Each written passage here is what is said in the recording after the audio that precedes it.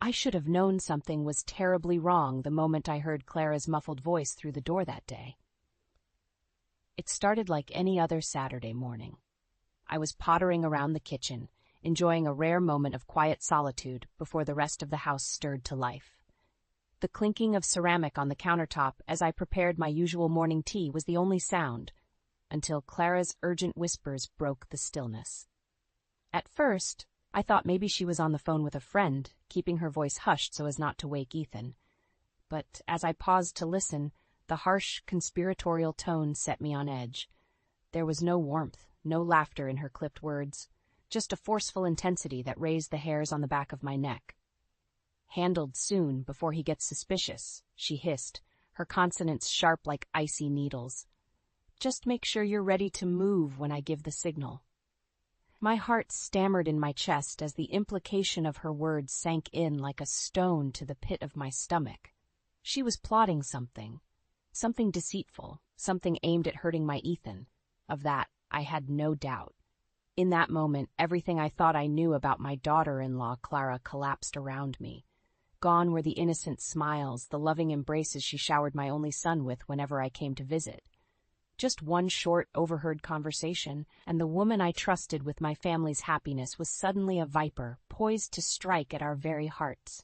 How long had this malicious deceit been going on under my nose? What fresh hell was she concocting against my beloved boy, her own husband?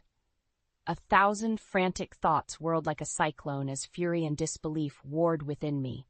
I wanted to burst through that door right there and demand the truth. To grab Clara by her slender shoulders and shake it out of her until she spilled every last treacherous secret. But something held me back, a fleeting wisdom warning me not to expose my hand until I knew what game she was playing. For all my motherly instincts screamed at me to protect my child, I realized the smart play was to bide my time and lay in wait, to gather what evidence I could of her betrayal before raising the alarm, at least until I better understood the viper's nest I had unwittingly welcomed into my family. So I forced myself to retreat from that closed door, clutching the certainty of Clara's deception like a parcel of powdered glass. However sharp and wounding the truth, I knew it was the only way I could finally excise her lies from our lives for good. No matter what deep treachery she was spinning, I would not allow that deceitful snake to sink her fangs into my loved ones and inject her venom. If it was war Clara wanted, a war for the very soul of this family, then she just enlisted herself a determined enemy who would show no mercy in defending her kin. Our happy American dream of generations was suddenly hardening into a battlefield of looming familial crisis. But in that moment, I took a pained breath and soldiered on. For Ethan's sake, and for the sake of unraveling the dark truth before it ruined us all. I knew I needed concrete evidence of Clara's betrayal before confronting her. Over the next few days, I kept a close watch, paying attention to every hushed phone call and suspicious glance. The innocent facade she put on around Ethan only stoked my simmering fury. Finally, the break I was waiting for came when Clara left her laptop unattended in the living room one afternoon. A huge risk, considering what incriminating trails may be lurking in her digital footprints. I wasted no time seizing the opportunity to uncover the truth. With shaking hands, I lifted the laptop's lid, dreading what I might find, and that's when I saw it. The email correspondence laid bare like a ransacked tomb, her lurid sexts and explicit photos shared with not just one, but several men I didn't recognize. I felt physically ill, my stomach roiling as the full extent of her infidelity condensed into an inescapable reality. But even worse were the paper trails indicating her intentions to siphon money from Ethan's inheritance after taking out a secret life insurance policy. My hands went clammy, the laptop almost slipping from my grip. I couldn't process the malice, the sheer calculating greed she'd been operating with literally under our roof. This was so far beyond a simple tawdry affair. She was aiming to hollow out my son's life like a carved pumpkin and devour the leftover scraps. I don't know how long I sat there, tears of rage streaking down my cheeks as more and more damning evidence piled up on the screen. But eventually, the sound of the front door opening snapped me back to reality. I quickly closed the laptop, straightening myself up just as Clara emerged from the hallway. Oh, good afternoon, Marlene. She chirped with that saccharine smile that turned my stomach. Is everything okay? I stared back at her, struggling to mask the disgust seething behind my eyes. She looked so unbearably smug, not an inkling of guilt over the depraved acts she'd been carrying out. In that moment, I wanted nothing more than to grab her by her pretty, lying mouth and, no, I couldn't give in to that impulse, as satisfying as it may be. Not without irrefutable proof to back me up when the inevitable denials came. Steadying my nerves, I forced the most level tone I could manage. Clara, we need to talk about what I found on your computer just now. Her eyes went wide, those loathsome lips parting in a small O as the implication sank in. But just as quickly, her expression contorted into a sneer. How dare you go through my private things, you nosy old bat, she spat, all hints of sweetness evaporating like mist. What, did Ethan put you up to this, trying to pin something on me so you can cry victim? I recoiled at her venom, appalled at how quickly she went on the attack. But that contemptible, transparent attempt at reversal only strengthened my resolve. I would not be cowed by this vicious succubus a moment longer. Don't insult my intelligence with your lies, you faithless snake, I shot back, feeling the words ripping up from my gut. I saw everything on there, the texts, the videos, the policy info. You're nothing but a calculating, money-grubbing whore trying to bleed my family dry. Her mask shattered then, giving way to an expression of pure, glowering hatred. This was the real Clara, the soulless harpy hiding beneath cheap cosmetics and vapid smiles. As she opened her mouth to surely spew more venom in her sad defense, I held up a hand to silence her. Save your pathetic denials. We're done here, you and I. One way or another, I'm going to make sure Ethan sees your worthless soul for what it truly is. Your grip on this family is slipping, you treacherous snake, and I'll spend every last breath ensuring you slither back to the gutter you came from. With that vow lingering in the air like a prophecy, I turned on my heel and stormed out, leaving her to stew in the putrid mess of her own making. She'd been unmasked, her decade-long charade shattered beyond repair. From here on out, it was scorched earth. Or so, help me, Clara would rue the day she dared make an enemy of this mother's wrath. After my explosive showdown with Clara, I knew I needed to make my next moves very carefully. As much as I wanted to scream the truth from the rooftops and watch her world burn, a small voice of reason warned me to be strategic. I had the proof of her deceit, but would it be enough to convince Ethan? Sitting alone in my bedroom that night, the weight of it all felt crushing. How could I get through to my son, make him see the vile beast wearing his wife's skin? I didn't have the luxury of subjecting him to the graphic evidence. That venom could scar him forever. There had to be another way to peel back the scales from his eyes. That's when the phone rang, the caller ID displaying a name I wasn't expecting. Derek, everything okay over there? My brother-in-law's gruff voice crackled over the line. You've been awfully quiet the last few days. In that moment, it was like the universe was presenting me with an ally, someone to help shoulder this burden. Fighting back tears, I quickly unloaded everything to Derek. The overheard conversation, the emails, the videos, all of Clara's sordid transgressions laid out. There was a long pause before he finally responded, rage simmering in his tone, that godless little harlot. We spent the next few hours strategizing, knowing we needed an airtight case to make Ethan a true believer. As much as it killed me, Derek warned that simply dumping the evidence on him could push Clara to retaliate, try to manipulate the narrative her way. We need to bait her into slipping up, get her nefarious plans on record, so that Snake has nowhere left to wiggle, he said, his words like arcs of electricity reigniting my dwindling resolve.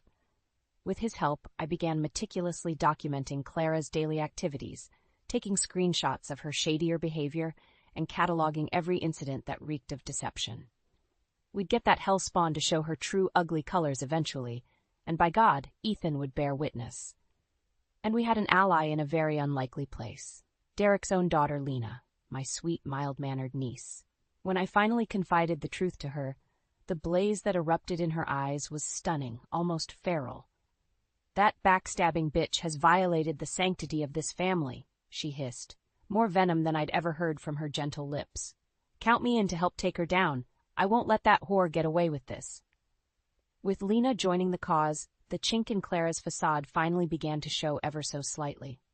My niece took great delight in concocting subtle ways to shake that wretched harpy's confidence, keeping her always just a bit off-kilter and paranoid, knowing we lurked around the corner. Every sidelong glance, every bitten lip and shift of the eyes when we'd suddenly appear, felt like a delicious victory. Clara was the trapped rat for a change, her beady eyes darting around as the jaws of ruination began closing in. Just a bit longer, and she'd slip up spectacularly. Gone were any hesitations about ruthlessly exposing this schemer's depravity. With Derek and Lena by my side, I knew I had the family's full might aligned against Clara's sadistic machinations. For months, that godless vulture had been feeding on our love, our trust, but now the predator was about to become the prey. Whichever hole Clara thought she could slither out of this through, we would seal it shut, without mercy. Her despicable reign of betrayal was nearing its inevitable, fiery end. And as the splinter of loved ones committed to her demise, we would ensure the inferno that consumed her left no secrets remaining. With Derek and Lena fully committed to our cause, we knew the key was to bait Clara into revealing the full extent of her nefarious intentions. Simply confronting her again would only cause her to lash out with more denials and manipulations. No, this venomous serpent needed to be flushed completely into the open. Our best shot was to dangle something irresistible in front of her greedy snout, an opportunity she couldn't refuse to take advantage of and swindle from Ethan. Derek had the perfect scheme, one that made my stomach churn with guilt, but was ultimately necessary for the sting operation. We set up an investment plan, make it look incredibly lucrative. He explained in hushed tones over coffee one morning. Give Clara all the breadcrumbs to sniff out, passwords, financial details, everything she needs. You want us to tempt her? I shook my head slowly.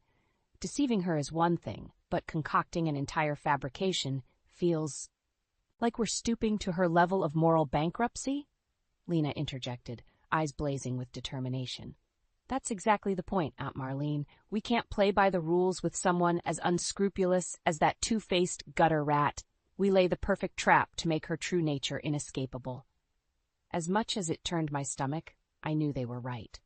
Clara had declared war on our family a long time ago. Our mutually assured destruction was the only path to excising her malignancy for good. Okay, I relented with a weary sigh. If this is what it takes to rid us of that toxic succubus, let's do it. What's the play? Over the next few weeks, we carefully constructed an airtight honeypot tailored to appeal precisely to Clara's insatiable greed and blatant disregard for ethics. A too-good-to-be-true investment vehicle with documents and financials readied, just waiting for her thieving tendrils to start slithering all over it. Derek and I played the parts of bumbling family members, feigning confusion over these perplexing investments as Clara's eyes gleamed with avarice. It made me want to vomit, watching her perfectly conceal the ravenous glee behind that vapid beauty queen smirk as the trap was set. You know, these financials seem complicated, Derek said one afternoon as we discussed the details over lunch. I really could use someone smarter with this kind of thing to take a look. Like piranha scenting blood in the water, Clara's whole demeanor shifted, her carefully practiced look of concern barely masking the predatory hunger in her dark eyes. Oh, Derek, you know I'm always happy to help out however I can with this sort of thing. She chirped in that saccharine lilt that made my molars grind. Why don't you pass those documents along and I'll take a look this evening? No pressure at all, but I'd hate to see an opportunity slip through the cracks. The dewy-eyed look of faux innocence she shot my way caused a flare of anger to surge through me. That forked tongue might as well be lashing out between her deceitful lips. But I bit back the venom welling up, forcing myself to play along. Are you sure, dear? I feel just awful piling more on your plate. Absolutely. Think nothing of it. The raptor gave a disarming chuckle, waving away my faux concern with perfectly manicured talons. It'll be my pleasure to lend my expertise. I'll go over each and every detail to make sure we don't miss a single lucrative window. I caught the briefest of looks between Lena and Derek, then a momentary flicker of disgust at the shameless deceit saturating Clara's every word. But we all remained steadfast, treading carefully as the viper began uncoiling itself around our tempting lure. Thank you so much, dear. I can always count on you to look out for this family's best interests, I said, forcing the most warm, grandmotherly tone I could muster as the muscles in my jaw clenched. Whether Clara believed the sincerity in my voice or not, she simply offered one of her plastic smiles in return, already lost in the first visions of her duplicitous plundering. Like capturing a venomous serpent, we held our breath, waiting for her to fully slither into the trap's confines. The first phase was complete. Now all that remained was springing it shut, sinking our fangs into the very heart of this deception before ripping Clara's facade to shreds once and for all. With Clara thoroughly ensnared by the bait we'd laid out, all that remained was to reel her in for the ultimate undoing. Anticipation coursed through me with every concealed glance I caught of her poring over the fabricated investment details. The arrogant smirk curling her lips told me everything. This was the moment she'd burn her last credible mask to ashes. The plan was for Lena to take the lead, playing the role of naive accomplice to draw Clara's full corruptive forces into the open. As the youngest of us, she could most easily appeal to that Black Widow's sense of overconfidence and make her slip up fatally. I just don't quite understand these prospectus forms, Lena said with perfectly feigned confusion one evening as Clara leaned over the documents. It all seems so complicated, definitely more than I'm equipped to handle. That was Derek's cue to make an overly theatrical show of heading out. Well, if you bright ladies have it covered, I'll leave you to it. Marlene and I actually have an appointment to get going to. Yes, we really must get moving, I added with a pointed look towards my traitorous daughter-in-law. You don't mind keeping an eye on things here for a while, do you, Clara dear? The she-devil looked up from the papers with a smile so calculated it could have been printer-generated. Of course, I'd be simply delighted to walk Lena through all the finer points. And with that, Derek and I made our exit, leaving the trap ready to be sprung. I had to hand it to my niece. Lena played the role of helpless ingenue flawlessly, as Clara huffed and puffed through lengthy explanations, deliciously unaware of the noose tightening around her with every word. Sequestered away and monitoring the audio-video feed, I fought to keep my fury in check as Clara's contemptuous mask slipped fully away. The condescending laughter, the flagrant insults about our collective intelligence. It was like she simply couldn't resist the urge to revel in her own smug superiority. I swear, you poor dear, it's a miracle you're not institutionalized with how little you understand, she gloated with an exaggerated roll of her eyes. Thank goodness you'll have me around to handle matters like these. Lord knows your idiot family would bungle it into bankruptcy before the first quarter's figures even hit. Lena recoiled with a perfectly delivered flinch, suckering Clara into brazenly continuing her torrent of bile. Seriously, why do you think I've stuck around playing dutiful wife to that dullard Ethan all these years? Certainly not for his rapturous skills in the bedroom, I can tell you that. Her derisive cackle pierced the airwaves, the sound of rancid nails on chalkboard scraping against my very soul. Mercifully, Lena allowed only the faintest look of shock to cross her features in response. Well, you always did seem to dote on him so supportively, she managed to stammer through expertly feigned distress. Does that mean you've been faking it all along? In an instant, Clara's expression went predatory, like a shark scenting chum in the water as she leaned in conspiratorially close. Fake it? She hissed with sneering contempt. Oh, honey, I've been meticulously planning this family's demise since before I even met that sad sack of a husband. With those damning words vocalized, the final hook was baited. I watched in speechless revulsion as Clara enthusiastically divulged every last lurid detail of her machinations, the ulterior motives behind their marriage, the mistress arrangements with her lovers, the insurance fraud schemes, and slow marination of Ethan's finances into her control. She held nothing back, so thoroughly convinced of her complete triumph over our pitiful family. I've been drip-feeding that simple-minded oaf his own cuckoldry for years now, she cackled with revolting glee. And once I finally gain dominion over his family's assets, I'll detonate the whole truth bomb right in his stupid face, just to watch it shatter him. He'll be left with nothing, no wife, no money, no pride. just a broken, blubbering mess for me to grind my heels on one final time before exiting stage left as the big winner. As her malicious victory lap reached its crescendo of depravity, I heard a sudden clatter from the other room as Lena lost her composure, shoulders heaving with rage and heartbreak, even through her acting talents. The counterfeit empress clasped her hands in triumph, savoring every last shred of her perceived conquest with sadistic glee. Her very presence was a cancer metastasizing throughout my entire family. But now, we finally had every last diseased cell captured and ready for the eternal quarantine it so richly deserved. With Clara's damning confession secured, the final phase of our intricate sting was deployed. We arranged for a family gathering under the premise of Ethan's birthday celebration, one final ode to normalcy before ripping the veil away. As the hours ticked closer, my nerves reached a fever pitch, knowing this intersection could shatter relationships beyond repair. But Clara's overwhelming malice overshadowed any fear. She needed to be exposed, no matter how much anguish it caused. Evil this deeply rooted could not be allowed to fester any longer within our family. Seeing Ethan's bright smile as he embraced his venomous wife made me physically ill. How could he remain so blindingly oblivious to the viper coiled in his midst? It took everything I had to play the role of doting mother, feigning joy as gifts were exchanged and celebrations commenced. When the moment finally came, I exchanged a subtle nod with Derek and Lena. They moved to seal the exits as I stood, clearing my throat to gather the room's attention. Even Clara tilted her head inquisitively, that plastic smile straining at the corners as if she could somehow sense the trap about to spring shut. Before we continue with the festivities, there's an important matter we need to discuss, I began, unable to mask the tremor in my voice any longer. Something that can no longer be avoided or swept under the rug. The temperature in the room seemed to plummet as all eyes turned towards me, Ethan's expression becoming one of sudden concern. "Mom, is everything okay?"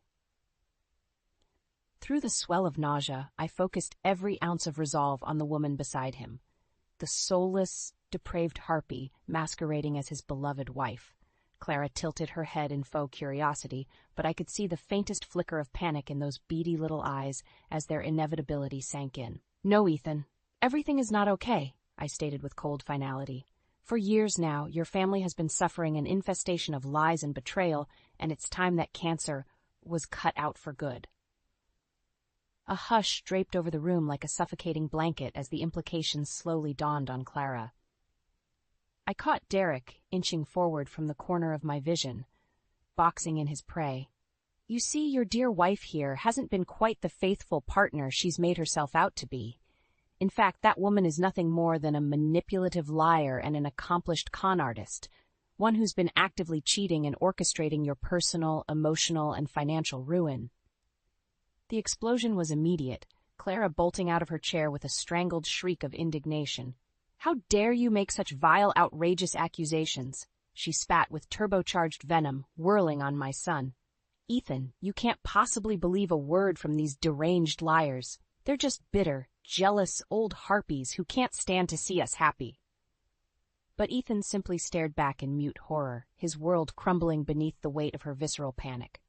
When no denial or defense came from him, the terror in Clara's eyes reached a crescendo. Seizing the moment, Derek and Lena moved in with the laptop containing her recorded confessions, allowing the raw audio to blast through the room in high-definition clarity. Every despicable admission, every scheme to financially eviscerate Ethan and destroy this family's legacy poured forth in Clara's own gleefully narrated voice. As the look of realization congealed on my son's face, she switched tactics with desperate, grasping sobs. "Ethan, my love, you know I was just venting. Talking tough to make myself feel powerful in the face of adversity. You understand, don't you?" But even through her crocodile tears, the monster's fangs dripped with poison. With a contemptuous scoff, she redoubled her efforts at manipulation through attack. "This is all just one big, pathetic setup orchestrated by your shriveled old mother to turn you against me. She's bitter and alone, so she wants us to be as miserable as her, and—" The deafening crack of Ethan's palm across her cheek mercifully cut off her bile, leaving her lips sputtering and eyes bulging in shock. Clara raised a trembling hand to her reddened cheek as my son looked on her with a gaze of molten disgust. "Get out!" The words fell like grave weights from his lips. But Ethan, my love, please, you can't mean—" "I said get out!" he roared with animalistic fury. "I'm alive purely because of these people, my family. But all you've done is try to defile that family with your greed and lies. You don't belong here among us anymore. You are alone now." I watched in stunned silence, my heart in splinters, as Clara's entire world collapsed around her like a grotesque imitation of a human being. Weeping and wailing her refusals, she was pulled bodily from our home, cut loose from the family's fabric like the gangrenous growth she was. And as the door slammed behind her sorry form, I finally had a chance to breathe again. The serpent had been severed from our brood, her venom finally defanged for good. In the aftermath of Clara's cataclysmic unmasking, the silence that blanketed our home was deafening. Like the uneasy calm after a tornado's passing, we were left to take stock of the upheaval and devastation left in its wake. Ethan retreated into a shell of mute shock and betrayal, unable to even look me in the eye. I couldn't begin to fathom the vortex of emotions swirling within him, the anguish of being so systematically deceived by the person he trusted most, the humiliation of being played for a fool, the rage at her depravity. Just watching his hollow stare was like bearing witness to a light slowly snuffing out. For several days he remained that way, a ghost drifting through these halls he once called home. Derek and Lena attempted to reach out to remind him he wasn't alone in his grief and anger, but the walls he'd erected to protect what fragments remained of his heart were impenetrable. For my part, I didn't dare force consolation on him too soon. As his mother, I understood this was a wound that would need time and space to begin healing properly. So I kept vigil, lingering nearby to let him know I was present, but never imposing. Just existing as a bastion of familial solidarity should he decide to lash out or crumble completely. Then, almost a week after that explosive confrontation, the other ongoing saga decided to rear its head once more. "Mrs. Harper?" The smarmy lilt of Clara's overpriced lawyer wormed its way through the phone line. "We need to discuss your client's grievous and libelous actions against my client. She's suffered great personal and professional humiliation at the hands of your slander, and we fully intend to pursue legal recourse." I rolled my eyes so hard I thought they might detach and go clattering across the kitchen floor. Even disgraced and excommunicated, that vile succubus still thought she could slither her way back through intimidation. "Save your posturing, you third-rate ambulance chaser," I sneered with more venom than I expected. "Your client is nothing more than a deceitful con artist who engaged in criminal fraud and infidelity against my family, all of which we have ample evidence to prove in court, I might add." There was a momentary pause as I allowed that truth to soak in. I could practically hear the hamster wheels spinning in the little weasel's mind. "Libel is still a very serious matter, Mrs. Harper," came the inevitable rebuttal in a tone much less assured. "My client will not take this lying down." "Then I warmly encourage her to pursue this case and fulfill her martyr complex," I interrupted, balling my free hand into a fist so tight I could feel the nails cutting crescents into my palm. "Because I can guarantee you the fallout of that deposition. The evidence will enter, the witness testimonies will compel, the sordid details that will be dragged out into the light of public record will reduce any remaining shreds of her credibility and reputation to ashes, unless she has a hankering for ending up completely destitute financially and socially." Whether it was the steel behind my words or the stark truth ringing in that miserable shyster's ears, the sputtering stopped abruptly. For a blessed few moments, there was only the delectable sound of their case's prospects crumbling to dust. "We'll be in touch," came the meek rejoinder before the line went dead. I let out a long, pent-up breath as the call disconnected. Just another toothless strike from a soon-to-be defunct adversary, forced to slink back into whatever rancid den she crawled out of. Still, it felt cathartic to be the one keeping the snakes at bay for once, the lioness fiercely guarding her bloodied pride's sanctuary. From the hallway behind me, I suddenly became aware of Ethan's presence hovering. Had he been there long, watching the display? I turned slowly to find him fixated on me with an indecipherable gaze. "You weren't kidding," he said, his voice sounding almost childlike with disbelief. "When you said she was toxic and manipulative, when you vowed to cut that cord completely, you meant every single word." I opened my mouth to reply, but the words never came. Seeing the rawness carving canyons across his face, my throat grew inexplicably tight. Before I could regain my bearings, Ethan had crossed the distance between us and pulled me into a stranglingly fierce embrace. "Thank you," he rasped, as I felt hot tears spilling down the back of my neck. "Thank you for not giving up on me, on us. You never stopped fighting for this family, and I'll never forget that as long as I live." Heaving sobs racked my own body as I hugged him back with equal desperation, my lips murmuring every soothing reassurance a mother could muster between gasps for air. United in our grief and deliverance, the broken shards of our trust began reshaping into something resilient, something resolved to never be betrayed again.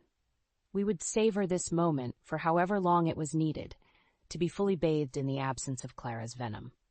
Then, when the last drops were expelled, we could finally begin putting the pieces of our lives back together.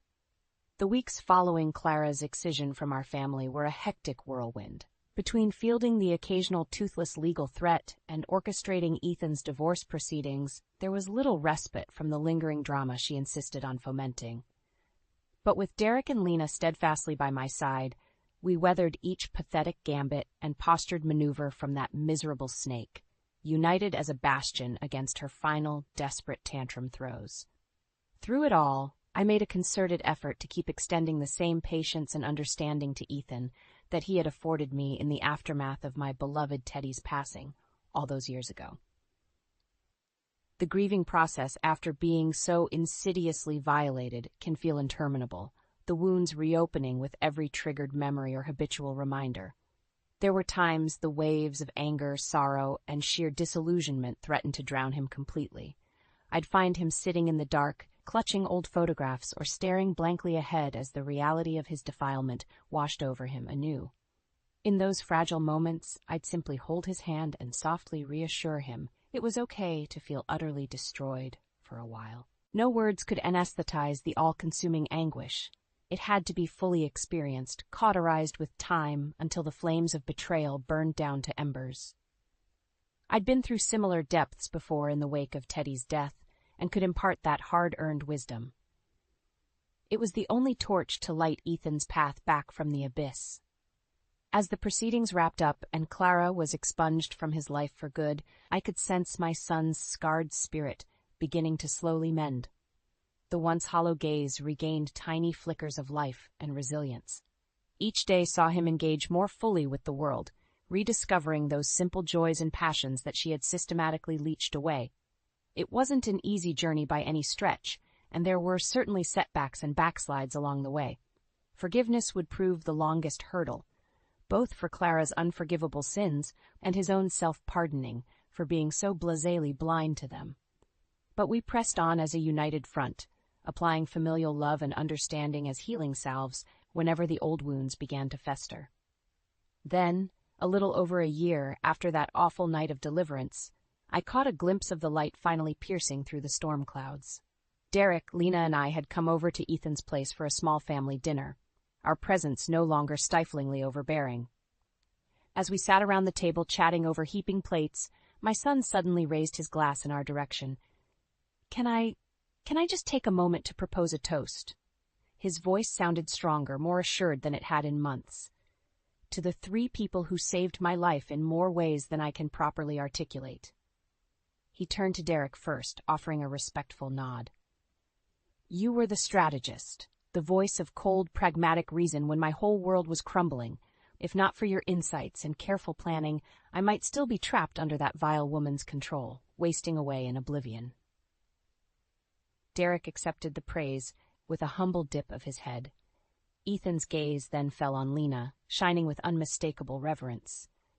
"You were our secret weapon, the warrior princess who stared true evil right in the face without flinching. I'll never forget your bravery, your commitment to defending me, defending all of us, from that. He trailed off with a pained look before recovering, his features hardening. That a succubus like Clara was even allowed to smear her darkness across our family is a sin I'll spend lifetimes atoning for. But you were the light that cut through and banished her for good." Lena flushed under the weight of such admiration, flashing a reassuring smile. Finally, Ethan's eyes found their way to me, shimmering with a soulful depth that instantly reopened the cracks in my heart all over again. "And Mom, what can I possibly say to the one person who never stopped believing I was worth saving, even when the evil had corroded me down to my foundations?" I felt my throat grow thick as he reached across the table to grasp my hands in his calloused grip. "You fought for me, you clawed me back from the abyss of her manipulations with every last ounce of motherly fury. When everyone else had been so utterly deceived, you alone could still see my essence worth cherishing underneath all the toxicity. I'll never be able to properly repay that unwavering love and perseverance." Tears streamed freely down both our cheeks as mother and son embraced, allowing the roiling tsunami of love and regret, of deliverance and resilience, to crash over us in waves once more. In that moment, the last vestiges of Clara's blight were finally washed away by the restorative power of family. When we eventually pulled apart with weary smiles, I could see the man I had fought so fiercely to protect, shining through my son's eyes once more. Hardened by betrayal yet edified in spirit, ready to joyfully rejoin the world and have a fresh reckoning for the depravities lurking amidst the light. As the conversation resumed with laughter and fresh resilience, I caught Ethan watching me with a contented expression. A lifetime of adoration and hard-won wisdom passed between our shared gaze, the reconnected heartbeat of this clan united against any evil that dared to encroach. We were battered, slightly broken, but burning ever brighter, thanks to the cauterizing flames of last year's purgative inferno. Our family's sanctity had been violated in the worst way, but in the end, the sanctity emerged stronger through trial by fire. There was beauty in that resilience, that unyielding defiance against the darkness. And with it came a resolute sense of purpose moving forward, to fiercely protect the bonds of this family, this home, from ever being tainted or torn asunder again.